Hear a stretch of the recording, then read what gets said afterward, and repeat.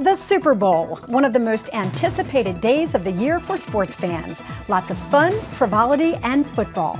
But it's events like this that can harbor a dark, little discussed criminal activity, human trafficking. This hour on It's Your Call, we'll introduce you to someone who was forced into trafficking at just 8 years of age. We'll hear the impact human trafficking has had on her. Plus, we'll meet those on the front lines of the battle to end this human bondage, and it all begins right now.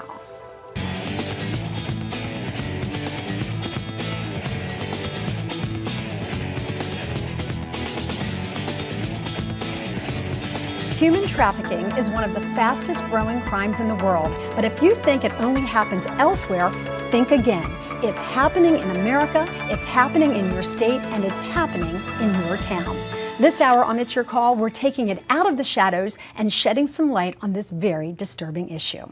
Hello everyone, it's good to have you with us. I'm Lynn Doyle. I want you to take a look at some of these numbers, and if they don't leave you shaking your head, I don't know what will.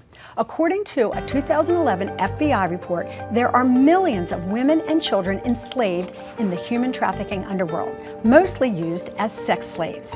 In the U.S. alone, records indicate between 600 and 800,000 people are taken across the border into Mexico alone against their will to be trafficked. 50% of those enslaved are children and 80% are female. And speaking of children, in the U.S., current estimates say that nearly 300,000 U.S. children are at risk of becoming victims. And get this, the average age of entry into prostitution is a staggering 12 to 14 years old. Fortunately, we have people like my guest this hour who are fighting to end this human slavery and to raise public awareness of human trafficking. They include Representative Michael Fitzpatrick of Pennsylvania's 8th Congressional District, who is a member of the Congressional Victims' Rights Caucus and a leading advocate for human trafficking awareness and prevention. Also joining us is Assistant Attorney General Tracy M. Thompson, who is the chair of the New Jersey Human Trafficking Task Force. Thank you so much for being with us. I want to shed some light on this topic because I think people are at home and they are saying, oh, that's something that happens over there. And yet, Congressman, you know it happens right here every day. When I was growing up in Bucks County in the 70s and 80s, we always looked at this issue of human trafficking, what they call modern-day slavery, as an issue for some other country, some other region of the world, Southeast Asia, somewhere other than the United States. And the fact is, it exists in the United States and has. And it exists right here in Pennsylvania and in our own communities. And so in the federal government and state and local law enforcement agencies, to a certain extent, are catching up now. But I have to say the federal government, the FBI in particular, are doing a very good job catching up with those who are involved in this huge international criminal enterprise, second only to international drug trafficking. I heard that through the FBI report that it is the fastest growing industry, some $32 billion worth of industry, and that it's the third fastest crime internationally. That's shocking to me. Yeah, they are shocking statistics. Again, we don't want to think that this is an issue that affects mainly women and children. 80% of the victims are women, more than half are children, and that it's happening in our community. We can do something about it, and so I've been had the opportunity to be involved in some legislation in the nation's capital, and we have folks fighting in Harrisburg and in the state capital of New Jersey as well to make sure we have a good, comprehensive, well thought out, collaborative system of laws, because this is an issue you need to work at the federal level, the state level, the local and county level, as well as working with faith-based organizations and nonprofits, which are in our community doing great jobs. And we're taking a look there at some of the things that Congress is doing to try to battle this growing problem. We'll talk more about it in detail later in the show, but I want to turn to Tracy because it's particularly timely right now with an event like the Super Bowl coming to New Jersey. Why is it that an event like that in a venue like that ties into human trafficking? Well, it's the commercial sexual exploitation of girls, women, children, men, and the large crowds of people and fans that the Super Bowl, a major event like the Super Bowl and other sporting events attracts, is ripe ground for traffickers to take advantage of for people who have an appetite for that party kind of overindulgence atmosphere. Are we talking about prostitution when we talk about human trafficking, or are there other components to it? Absolutely, other components. Strict prostitution is an agreement between a consenting man and a consenting other person, two consenting adults of age. When we talk about sex trafficking as a form of human trafficking, we're talking about three people being involved. The trafficker, who is in control of the victim, the person that is being either forced or through fraud or coercion to engage in sexual exploitation. And in the state of New Jersey, as consistent with the federal law, if you're under 18, meaning you're a minor, there need not be forced fraud or coercion. You have the inability to consent to engage in sex for money. And we should point out that even though the Super Bowl is occurring at this time of the year, that human trafficking is something that happens every day, sadly, all around the country. It's just an event like this brings it to our attention. Now, you know, it's one thing to hear these statistics from our expert, but it's another to have experienced it firsthand. Jen Spry is a survivor of human trafficking, and she is now speaking out about it and teaches about human trafficking prevention. Jen, thank you so much for joining us. Thank you. Thank you for this opportunity. Why do you feel it is so important to talk about your experience and to put a face with the words human trafficking? Really, you just said it, Lynn, is that many of us would like to believe that it's happening in a different country. And the reality is it's happening here in the United States and has been. It's just that many of us haven't noticed it, nor have they noticed what's happening in their own neighborhoods. And this crime is happening everywhere you turn. It seems like every state, every township, every city is coming up with children who are being exploited in this area and in this way. And for you, you literally were a child when this first happened to you, just 8 years old, Yes. trafficked by a neighbor, someone that you knew from your community. Absolutely. We had someone who moved in only a few doors down from our house, and the person moved in. My house was a few doors away from a church, a playground, and all the children. So the person moved in strategically right next door to a playground where children would play and a church. And that's where we would go, and that's where we met this person who began to interact and talk to the kids, and that's really where it began. We hear so many times about men who groom children, and we think of them as pedophiles. We don't think of them sometimes in the same way as human trafficking, or in the same context as human trafficking. This man groomed you as a pedophile would, and then forced you to be with other men. Yeah, well, okay, so we a lot of times think of, you know, just like you were saying, a pedophile and a trafficker. I hate to combine the two, but really they're one and the same, in the sense that what is pedophilia? And that is sexually exploiting a child, an adult, and that is what a trafficker does. So this person basically got coercion, forcing, and lots of threats. And after some time, before I even knew it, as a child at 8 and 9 years old, I didn't even know what was happening. I was too scared and threatened to even say anything about it. But after some time, yes, I was forced into pornography, which is prostituting a child. But what's so scary is that it wasn't just children being prostituted with different men. I was forced children on children. It was children with adults. There was drugs involved. We're talking about 8-year-old children. I wasn't alone. There were several kids from my neighborhood and several children I didn't even know. But the crime was very deviant in nature. So it is deviant, and I'm sure when people are hearing it at home, they're just shocked that this could happen to our most gullible, most innocent citizens in this country. 8 years old, you heard her say there was a series of coercions and threats. Does it happen because people are afraid? They're afraid to tell. They don't know to whom to turn. They don't know that anyone will believe them, just like other sexual assaults? Absolutely. It's a trauma bond forms.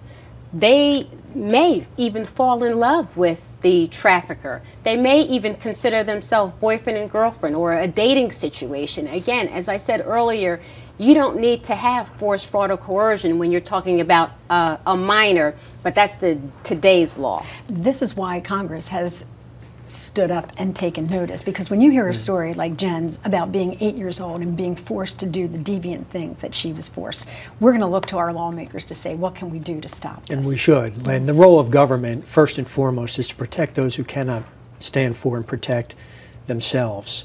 And so it's entirely appropriate, with all the things the federal government does, involved in so many different aspects of our lives, we need to pay attention to this issue. This is an issue in our communities and in our country, and right in front of us, and right at these major events, as you let off the show talking about the Super Bowl coming up. And if the federal government cannot properly allocate enough resources to our law enforcement agencies and prosecutors' offices so they can protect the most vulnerable potential victims, individuals, children, and women in our communities, then we're not doing our job. We need to do more. Well, we're glad that you're out there doing it for us. We have to take a quick break, but as we do, we want to know what you think about this issue.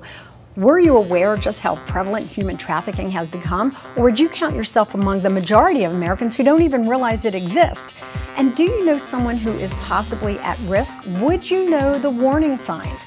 If you have questions or comments, you can email me directly during the break. I'm at lynn@lynndoyle.net. You can also find us on Facebook, and you can follow me on Twitter. We'll be back with some of your questions and more story right after this.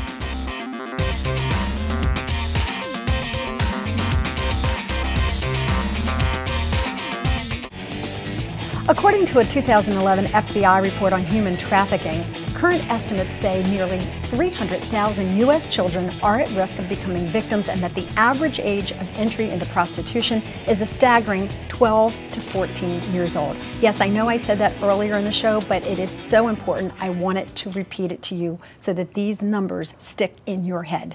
Welcome back, everyone. I'm Lynn Doyle. This is It's Your Call, where we are talking about human trafficking. It's a dangerous time of the year, especially when there are big events like the Super Bowl, but it's dangerous any time of the year if kids, women, even men are at risk. In this next segment, we're going to talk about who is at risk and what you should be on the lookout for. I want to bring in another guest here. Dan Emmer is the executive director of Worthwhile Wear. That's an organization focused on reaching and restoring women affected by this human trafficking, both internationally and domestically. Dan, thanks for joining the discussion. Thank you, Lynn. I'm glad to be here. How often do you see women who have been trafficked, and what kind of impact does it have on their lives? Well, trafficking is one of those things that it's gaining more traction, a little more light in the spotlight. And we did a lot of work internationally, but started to see the head kind of raised here in the U.S. more and more. And it's really affecting women. We had this story here from Jen sharing that it affects them emotionally, and it's something that takes a while for them to recover from. And that's one of the issues that we're addressing right now, that long-term need to recover. And what does your organization do toward that end? Yes, well, Worthwhile Wear, we started actually overseas, as Congressman Fitzpatrick mentioned, that we used to think it was something that was far away, something not in our own backyard, but it turns out it's here. So we took our focus not away from the overseas issue, but added a solution which is here, which is a long-term solution, providing housing and aftercare. And that's done in collaboration as well. As you've done here, pulled in a lot of different voices. We're pulling a network of organizations that are working together to respond to this in a comprehensive way. Jen was good about sharing her personal story with us, and I think it hits home with people at home when they can put a face with an issue. Can you describe for us the impact that what happened to you had on your life, not just when you were 8 years old, but the impact it continues to have today?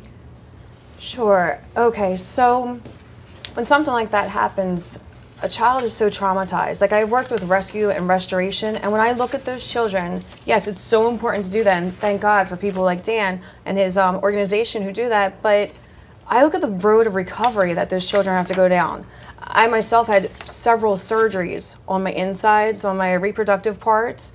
I've had many years of counseling and therapy trying to work through this, but I think what took the heaviest toll was that it was a secret. It was a family secret, because I just didn't even, you don't think that children can keep secrets, but I kept this secret, and even people in my neighborhood kept this a secret too. To this day, it's still their secret. That's one of the questions that's come forward from our Facebook followers, and they've asked if at 8, 9, 10 years old, how it was that your family didn't put 2 and 2 together that you were being victimized. Can you explain that for us? I can from my own perspective, but really what I keep finding, it's the same case. I fit into what we consider statistics. It happened in my neighborhood. It happened between 3 and 6 o'clock. You know, a lot of people think that that's a safe time for children. But going from the bus stop, which was 2 doors away from my house, to a neighbor moving in, which was 4 doors away, where my mother can call my name and I would come home for dinner, or I would call home for any time she wanted me. But it was still happening right there under everyone's nose. With something so blatant, it became, the secret was encompassing. Like, to the point where I couldn't go home and tell my mother because it was happening right there. I would go to the bus stop and the guy would be in the car. I mean, we had a crossing guard. He would sit across the street and tell me, you know, he'd be sitting there looking at me from the bus stop where I was scared to death. He would tell me what my little, like, he threatened me that he would kidnap my little sister and kill my mother if I ever told.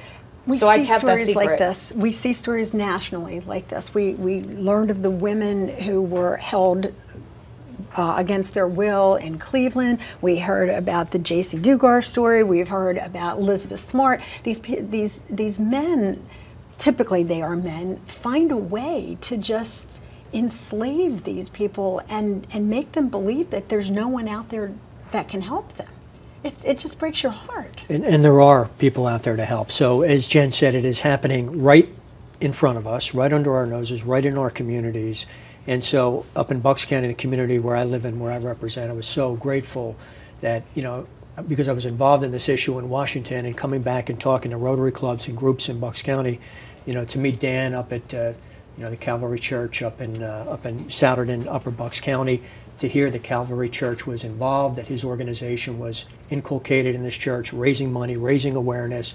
And we actually met at a roundtable discussion to figure out how can our community, our local community, be more involved to help the individuals in the recovery process. And so, you know, that's how these issues take root. You know, that's how organizations start, and they begin to serve a community, which is, you know, you're doing a great job, Dan, in that. And that's really the only way that it can be answered. Is it's not one organization, it's not one person, it's a collective. It's the local government, the government side, the organizations, the coalitions, really giving that full response. Otherwise, it's not going to be sufficient to answer the issue. To have an organization like yours to help with the recovery, and to have Congress aware of this issue and trying to pass legislation so it's a cohesive approach to the problem is great. Let's talk about how we could prevent this. Jen pointed out some things about the dangerous time of day. Maybe we should talk about what we as members of the community could be looking for. How should we know if someone's at risk, or if there's behavior that we should be suspicious of? Are you able to do that for us? Well, absolutely. Before I get to that, I just want to piggyback. The whole concept behind the New Jersey Human Trafficking Task Force is a collaborative approach. It's not just law enforcement. It's not just state government agencies. It's non-governmental organizations, victim service providers, to assist us in developing these policies and rescuing and saving these girls, women, and children. In terms of the signs that the community can look for changes in behavior. Look for items that the children or young adults may have recently acquired that they cannot afford to pay on their own. Look for a change in their schedule. Pay attention if there's now an increased drug use or drinking or hanging out with an older adult. They have a new boyfriend, those types of things. I want to share some stories with you because we've gotten some comments from our viewers, and I think that hearing them, they obviously did not want to come on camera, but hearing these stories might reiterate to you how serious this problem is. This one says, I was tricked into coming to America when I replied to a job ad in my newspaper. I worked in financing. I saw this as a good opportunity to come to America for work. When I arrived, I was greeted at the airport by someone I didn't know, and all my documents were taken from me. I then realized what was happening, but it was too late. I know her. You know her. She's probably, it may say Ava, but it could probably apply to thousands of women. That story is so common, and we've actually worked with a victim, had her come and speak, who has that same story. It's tragic. It is tragic. This one says, I was 13 when my mom's boyfriend started to pimp me out. He prepared my body so that I would be able to have sex with older men, and my mother did nothing about it. What do you say to a young girl like that who's being prepared for trafficking and she really truly feels that there's no one in her corner? Her mom wasn't helping her. I mean, obviously there are many individuals involved in that particular issue. You have the child victim, you have a mother, you've got the mother's boyfriend. It is important that our young adults, teenagers, and preteens understand that the law enforcement is on their side, that there are programs available that they can come to. They have to go to the school guidance counselor, a priest, a minister, a neighbor, someone. And at the same time, in the emergency rooms in the schools, individuals are trained on recognizing the symptoms and making the reports, which is required. Okay, on that note, I have to take a quick break, but we have some more important information coming up, so please stay with us.